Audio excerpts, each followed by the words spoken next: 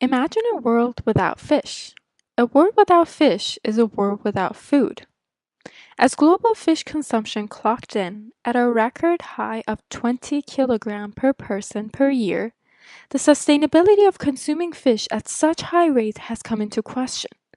Since many people are moving away from red meat because of its high carbon and water footprint and the health concerns around it, fish consumption has risen drastically as an alternative source.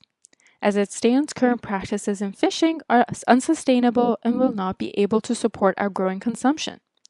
This could be a huge issue as roughly 12% of the global population relies on the fish industry for their livelihood. Just imagine 12% of the people in the world losing their jobs. While there are rules and regulations such as mass and species restrictions, seasonal rotations, and trading quotas, these regulations are difficult to enforce as companies often underreport how much fish they have in order to make more money. What are trading quotas, you ask? Trading quotas are a set of restrictions that dictates how much fish a company is allowed to remove from the ocean in a given period of time.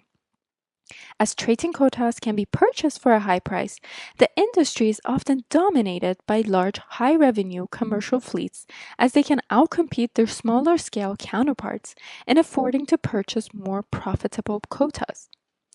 Because of this competition and consequently low income, many individuals or groups may want to find alternative means of income and partake in aquaculture, which is essentially fish farming.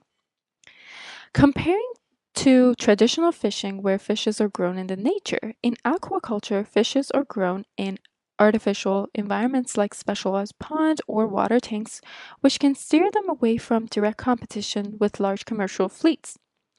The problem with aquaculture is that it's highly unregulated. This means that there would be significant damage to the ecosystem.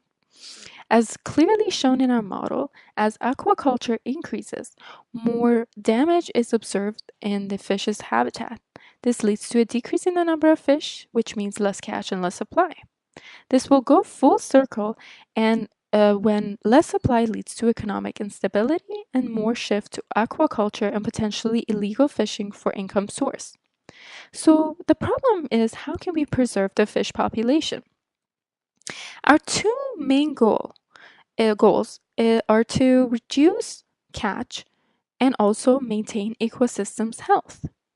Maintaining a healthy ecosystem by potentially reducing aquaculture is to introduce another means of alternative income known as ecotourism, which is a type of tourism directed toward exotic natural environments.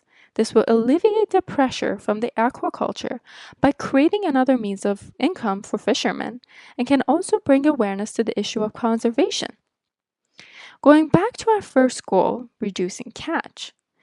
This can be done by enforcing quotas, more specifically limiting the vessel's total allowable catch, known as TAC.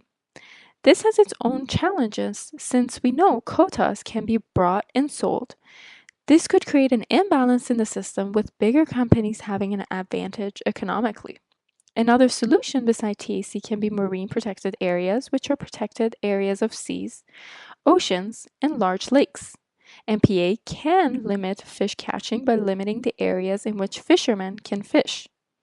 MPA can be a key player since it attacks our problem from two angles. It increases awareness and promotes conservation and also reduce catch.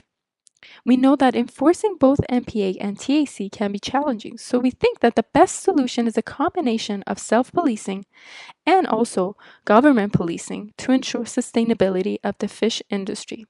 At the end of the day, we all love sushi and we can't live without it.